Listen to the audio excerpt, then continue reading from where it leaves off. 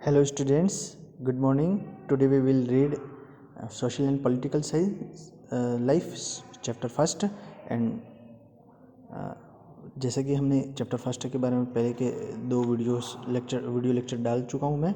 और आज हम पढ़ेंगे जो कॉन्स्टिट्यूशंस था हमारा, कौन सा इंडियन कॉन्स्टिट्यूशंस, उस इंडियन कॉन्स्टिट्यूशंस के जो की फीचर्स थे, मुख्य लक्षण कौन कौन से थे, जिनके बारे में हमने लास्ट वीडियो लेक्चर में देखा था। एक तो federalism, okay, second parliamentary form of government, और तीसरा था सेपरेशन ऑफ पावर, है ना। आज हम फोर्थ जो उसका फीचर्स है, जिसको बोला जाता है फंडामेंटल राइट्स, है ना। फंडामेंटल राइट्स बहुत ही इम्पोर्टेंट फीचर्स है किसका, हमारे इंडियन कॉन्स्टिट्यूशंस का। एक फर्स्ट लाइन ऊपर से अच्छे तरीके से पढ़ लीजिएगा। This section of fundamental rights has often been referred to as the conscience, देखो इसको fundamental conscience of the Indian constitution, जो इंडियन कॉन्स्टिट्यूशन से उसकी अंतर आत्मा, कॉन्शियंस बोलते हैं, उसका विवेक बोलते हैं, उसकी अंतरात्मा कहा जाता है। किसको कहा जाता है? Fundamental rights. फंडामेंटल राइट्स सबसे इम्पोर्टेंट पार्ट है किसका? इंडियन कॉन्स्टिट्यूशंस का। इससे ये होता है कि जो यहाँ पर पहले क्या था, कॉलोनियल रूल्स चलते थे। कुछ कॉलोनियल रूल मतलब अंग्रेजों का शासन था। उस कॉलोनियल रूल में नेशनलिस्ट को ये फीलिंग होता था कि यहाँ पर मनमानी की जाती है ना। जैसा अंग्रेज चाहते थे वैसा ही होता था इस देश के अंदर। उन्होंने जो कह दिया, उन्होंने जो बना दिया, वही रूल्स रहते थे। यहाँ पर इंडियंस की कुछ सुनी ही नहीं जाती थी। तो उनका एक मानना था, नेशनलिस्ट का मानना था, राष्ट्रवादियों का मानना था कि जब भी हमारा देश आज़ाद हो जाएगा, उस आज़ाद देश के अंदर कुछ ऐसे लिखित संविधान हो जिससे मनमानी के ऊपर रोक लगा दी जाए। तो उनकी भावनाओं को ध्यान रख करके और कॉन्स्टिट्यूशन का निर्माण किया गया। और उस कॉन्स्टिट्यूशन के अंदर जो फंडामेंटल राइट्स दिए गए, मौलिक अधिकार, है ना, वो उस हमारे देश के संविधान की अंतरात्मा है, ताकि कोई भी राज्य हमारे देश के नागरिकों के ऊपर, इस सिटीजन्स के ऊपर किसी प्रकार का अत्याचार नहीं कर सके, मनमानापन नहीं कर सके। दूसरी चीज़ ये है कि जो उस फंडामेंटल राइट्स के अंदर ही कुछ ऐसे कुछ रूल्स हैं, जैसे यहाँ पर माइनॉरिटी है, उस पर मेजॉरिटी का अधिकार नहीं हो जाए या मनमानापन नहीं हो जाए, उस सारे चीज़ों को बहुत अच्छे तरीके से दे रखा है। देखो, the fundamental rights in the Indian constitution include, सबसे पहला फंडामेंटल राइट्स जो संक्षेप में यहाँ पर अब्रीविएशन दे रखा है, संक्षेप में सार्वभौम राइट टू इक्वलिटी। इसके बारे में हम लास्ट टाइम पढ़ ही चुके हैं, 7th क्लास में भी पढ़ा था, ऑन इक्वलिटी करके फर्स्ट चैप्टर था आपका, ठीक है। राइट, यहाँ जो स्टेट रहता है उसके अगेंस्ट सब इक्वल है ना। किस तरीके से? तो रिलीजियंस, कास्ट, सेक्स, इन सब को लेकर के सब इक्वल है। किसके इक्वल है? राज्य के सामने सब बराबर होते हैं, ठीक है। राइट टू फ्रीडम, अब this includes the right to freedom of speech and expression, ठीक है। देखो, यहाँ भाषण और सभाएं संगठन करने की स्वतंत्रता होती है, घूमने फिरने की स्वतंत्रता होती है ना। फ्रीडम है यहाँ पर, देश के एक पार्ट से आज हम कहीं पर भी जाना चाहें जा सकते हैं, ठीक है। देखो, फ्रीडम का मतलब ये नहीं होता है कि अपन जैसे कोई आर्मी का कैंप बना हुआ है तो वहाँ चले गए, ऐसा नहीं होता है। पर देश के आज हम माउंट आबू घूमने जाना चाहते हैं, या कन्याकुमारी से लेकर के जम्मू कश्मीर के लेह लद्दाख तक आप कहाँ पर भी घूमना फिरना रहना चाहते हो तो आपको स्वतंत्रता है। किसी प्रकार का व्यापार करना चाहते हो, आपको स्वतंत्रता है।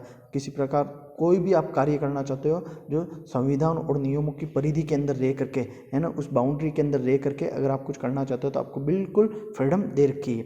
राइट, तीसरा है राइट अगेंस्ट एक्सप्लोशन, है ना। यहाँ पर क्या रहता है कि इसको हिंदी में बोलेंगे आपको मैं, शोषण के विरुद्ध अधिकार, है ना। एक्सप्लॉइट कोई किसी को नहीं करे, है ना। इसके बारे में कहा, जैसे हमारे यहाँ पहले क्या था कि